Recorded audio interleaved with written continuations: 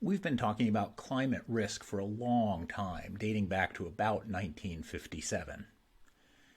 Why might we be getting climate risk wrong after all this time and the enormous amount of attention being devoted to the topic today? There are a whole series of reasons in terms of tipping points, systemic climate risk, the fact that a lot of climate models are in effect being used in a risk-neutral way, accelerating climate change, lots of reasons we might be getting climate risk wrong. And that has a lot of business implications in terms of inaccurate risk disclosures, unanticipated risks, misleading scenario planning outcomes, and fundamentally misguided mitigation and adaptation efforts. But who has time to think about all of this stuff? Well, I'm going to show you that you don't have to spend a huge amount of time thinking about it because we've already done that for you with the climate web, which is the closest thing to a collective business intelligence for climate change. Now you can jump into the climate web and, for example, under the index entry, underestimated climate risk, you can see some of the literature off to the left, but you can also see all of the different sub-index entries that are relevant to this larger topic. These are some of the 3,500 index entries in the climate web. You can jump into one of those index entries, for example, accelerating climate change, and see off to the left the different, lots of different materials relating to that particular subtopic. You can jump into specific literatures. Climate sensitivity happens to be one of the really key variables around potentially underestimated climate risk, and you can access that literature here. Or you can access the whole literature around climate uncertainties and unknowns, and the more uncertainty, the more risk. You can jump into the news and opinion and take a look at accelerating or worsening climate change and news coverage to that effect. And you can look at any of those articles. They'll pop right up on the right side of your screen, and you can read them there. Same with worst case climate change and the collection of stories we have for that. And we've been pulling together this literature for about 10 years. You can jump into specific reports like J.P. Morgan's Risky Business, the climate and the macro economy. What you'll see here is that you can actually read the report itself because it downloads from the cloud. It's sitting there on your screen. You can also see that on the left-hand side, we've extracted a lot of key graphics and ideas from that report. Now, as you're scanning that list, you might see something of particular interest, in this case, a wide range of climate sensitivities. You might click on that, and what you'll see then is that we've extracted a paragraph here that lets you explore this topic a little bit further. You'll also see that it's linked to something called E-, which is extracted materials, and so that's extracted materials climate sensitivity.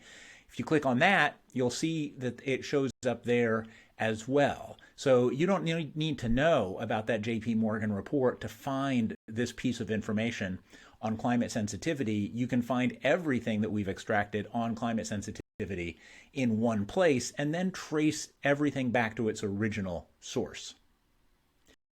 While you're there, you might see another graphic, for example, and you can just hover over it, hover your mouse over it, and it'll pop up on your right-hand side. And you can see how wide the range of potential climate sensitivities is, which is why focusing only on the most likely climate sensitivity is, in fact, a risky proposition.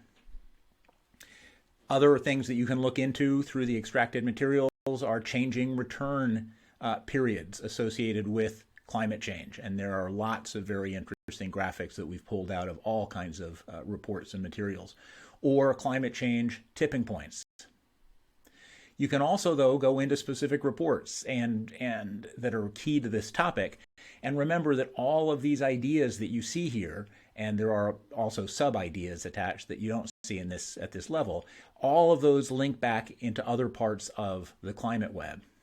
So you can explore SPRATs, what lies beneath, or you can explore existential climate-related security risk, a scenario approach. And in a few minutes, you can get a pretty good sense of what is in a lot of these reports. You can also even get into books that aren't directly climate related. Wucker's The Gray Rhino, about human decision making and how it relates to variables or dangers like climate change.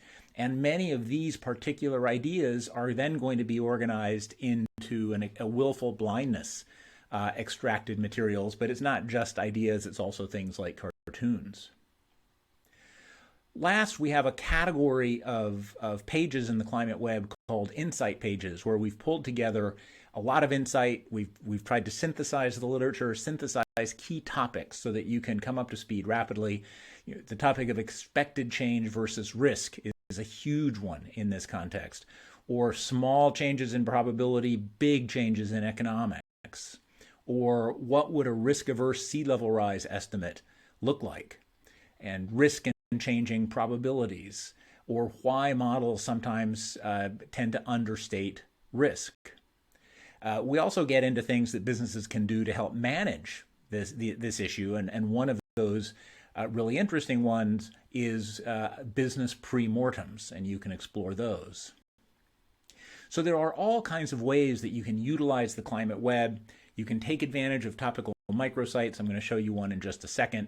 You can explore the climate web online. It's open access, but you can also download it for much faster and more powerful exploration. You can save days with our advanced topical roadmaps. You can take slices of the climate web and build your own knowledge management system around it. Or you can ask us for help in all of these areas, and we're happy to do that. Now, I mentioned microsites. I also mentioned topical roadmaps. Here's an example of a topical roadmap that is actually freely available and you can see up there, https://roadmap_underestimatedrisk.climatesites.net. And it is an extensive roadmap to the topic of the potential for underestimating climate risk.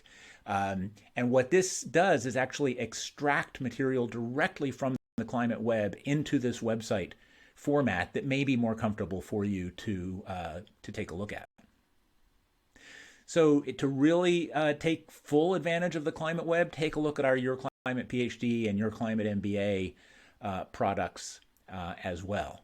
We welcome your feedback, and thanks for watching.